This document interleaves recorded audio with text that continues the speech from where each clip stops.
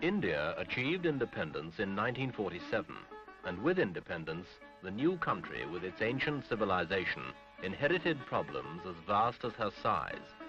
The government set about the task of making a democratic nation out of diverse peoples speaking hundreds of different languages. Their religion was one of love, love between husband and wife, love as a means of conquering self. Unworldly, they were called.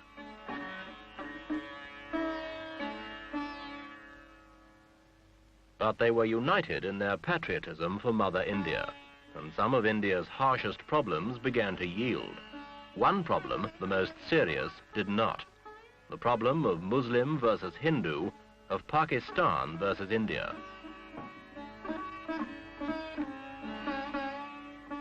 This week, Echo looks at the dangers of the confrontation between India and Pakistan.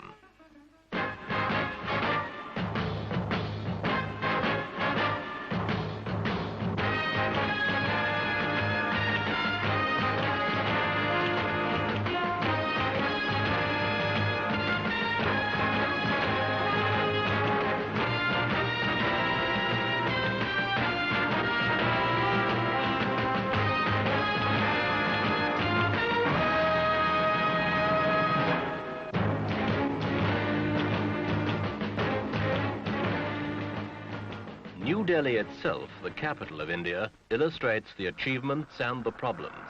A modern city, modern amenities, business life, shops, housing, employment, organization, the rule of law, care for the environment, planning, administration.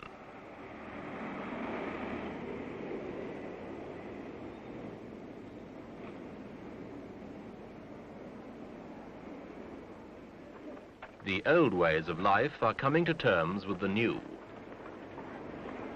Overpopulated still, but India has made headway in controlling a disastrous rise in the birth rate. Indian farmers are taking to new ways.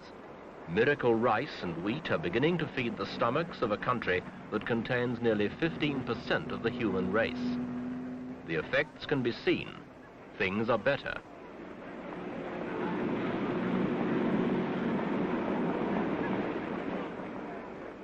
Street life continues.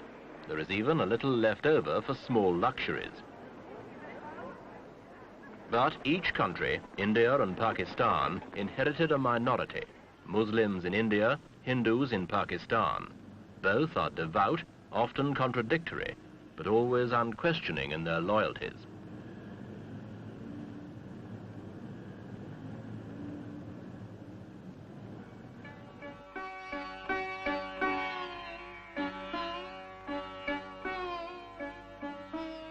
The Ganges, the sacred river of the Hindus, contains along its banks the continuing history of Hindu architecture and of Hindu devotion.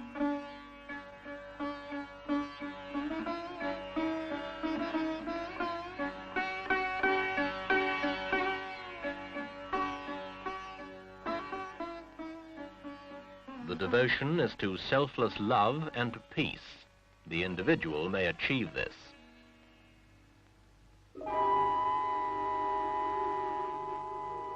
Others have war and hatred brought to them. A new terror has come. East Pakistan, where these refugees come from, rose against the West Pakistani government and declared a separate state, Bangladesh.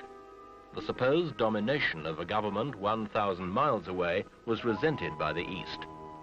West Pakistani forces were ordered to take over.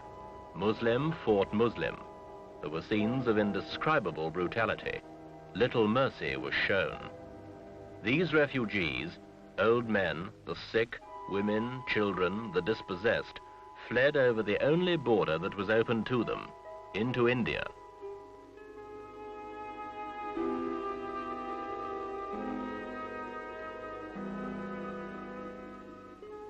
They cannot go back.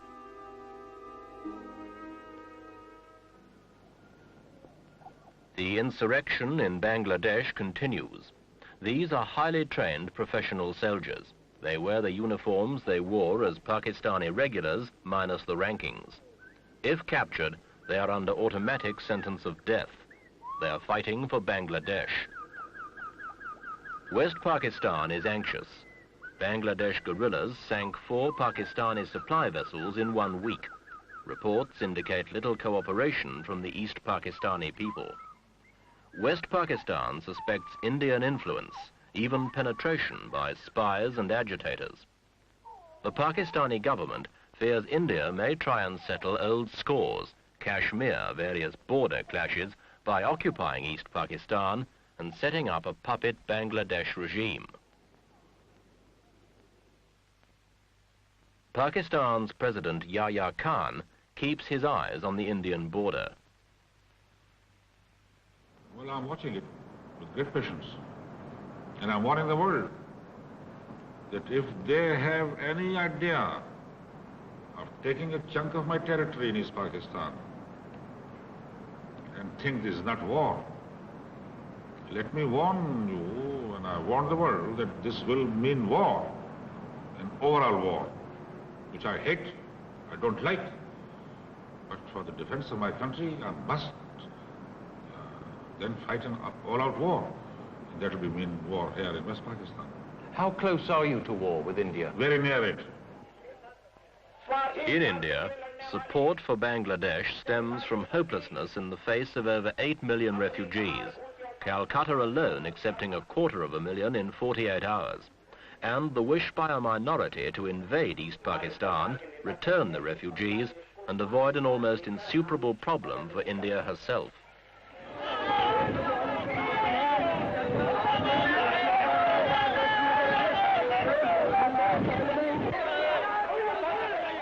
The police managed to retain control and try, wherever possible, to cool hot tempers, in line with the government's policy of Indian sovereignty and control within her own borders, while avoiding provocation to those outside.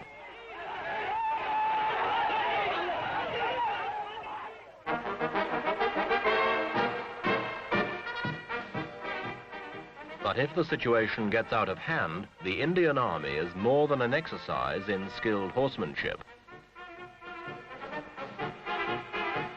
This army derives, like that of Pakistan, from the British Army.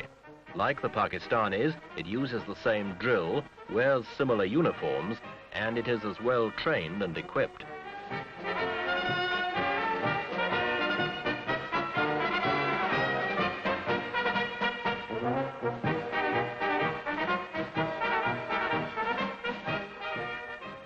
Should these two forces meet in combat, it will not be with ceremonial pomp.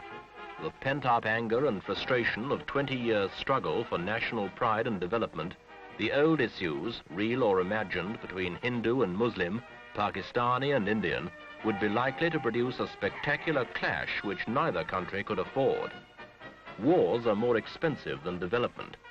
One extended battle can cost the equivalent of a new steel mill.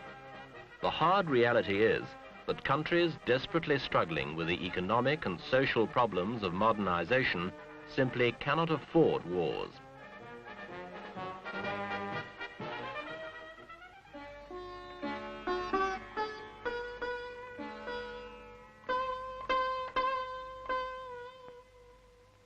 Civil war in East Pakistan, crisis in the subcontinent.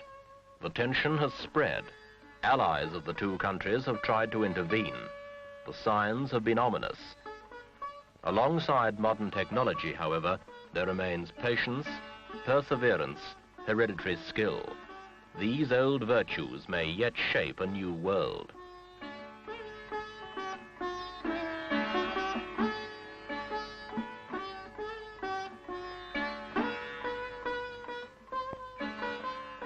It is difficult to counsel patience to a people who have suffered centuries of poverty, famine, and underdevelopment, both Indian and Pakistani. An outburst of frustration would not be hard to understand. In a situation that has not yet slipped beyond the control of the countries involved, the accumulated wisdom and strength of ancient civilizations may once again retrieve security and peace of mind. The ability to adapt and endure has been proved over thousands of years. This may now be needed perhaps more than science and technology, in the way that lies ahead.